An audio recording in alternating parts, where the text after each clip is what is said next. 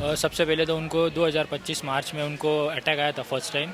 तो उस टाइम पे हम मतलब हॉस्पिटल में एडमिट थे। ना मैं हॉस्पिटल्स में जाऊंगा ना एलोपैथी यूज़ करूंगा, एक बार आयुर्वेद ज़रूर ट्राई करूंगा। यहाँ की टीम फॉलो अप लेती है बाद में। कंटिन्यूसली जैसे मॉर्निंग में चेकअप होता है, फिर रात को सोने से पहले भी चेकअप होता है। दिन में मतलब पूछते भी है कि आपको कुछ महसूस मतलब जैसे तकलीफ़ हो रही है या कुछ नहीं। आगे बढ़ते हैं हम और अभी हम बात कर रहे थे शौर्य से, जिन्हें ब्रेन ट्यूमर का इशू बताया गया और यहाँ पर कई ऐसे पेशेंट हैं जो कैंसर से काफ़ी ज़्यादा पीड़ित बताए जा रहे हैं। आगे जो कड़ी आएगी उसमें और भी समस्याओं के बारे में हम जानने की कोशिश करेंगे कि क्या क्या दिक्कतें यहाँ पर लोगों को हैं। सर हैं हमारे साथ और सर के फादर एज पेशेंट यहाँ पर आए हैं और आप अटेंडेंट के तौर पे। सर, और आपके फादर का शुभ नाम? तुकाराम मांडवड़े। हम नासिक महाराष्ट्र से। सबसे पहले तो उनको 2025 मार्च में उनको अटैक आया था फर्स्ट टाइम। तो उस टाइम पे हम मतलब हॉस्पिटल में एडमिट थे। तो उसमें क्या था कि उस टाइम पे मैं ऐसे स्क्रॉल कर रहा था फेसबुक पे कि और भी कुछ चीज़ें जैसे आयुर्वेदा या उसकी रिलेटेड हो। तो मैंने वो चीज़ देखी कि वहाँ पे बीआरसी सर का एक वीडियो देखा था, जिसमें उन्होंने कोविड के रिलेटेड जब उनने बताया था कि जो टीकाकरण नहीं करना चाहिए उसका कारण और वो सब चीज़ें, तब मैंने उस टाइम पे सीरियस नहीं लिया था कि मैंने कहा हो सकता है कि कुछ मतलब और बोल रहे हो।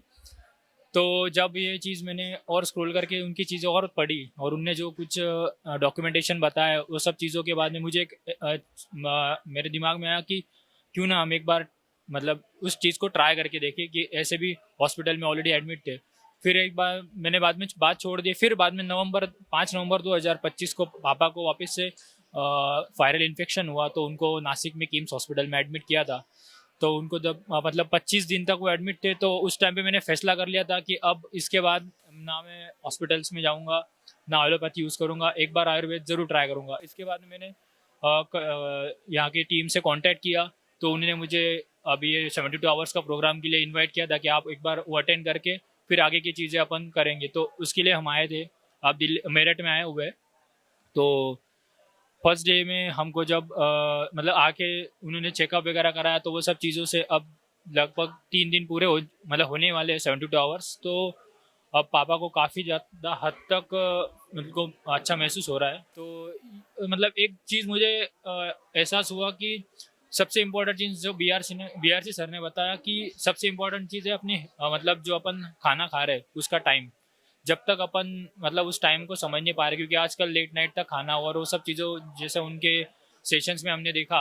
और प्लस उन्होंने मुझे मतलब पर्सनल मुझे इन द सेंस कि मैंने जब उनको पूछा था कि ये सब ट्रीटमेंट आप कर रहे हो तो उसका मतलब जैसे साइड इफेक्ट वगैरह, तो उन्होंने बताया इसमें अपन कुछ मेडिसिन से ऐसा कुछ दे नहीं रहे।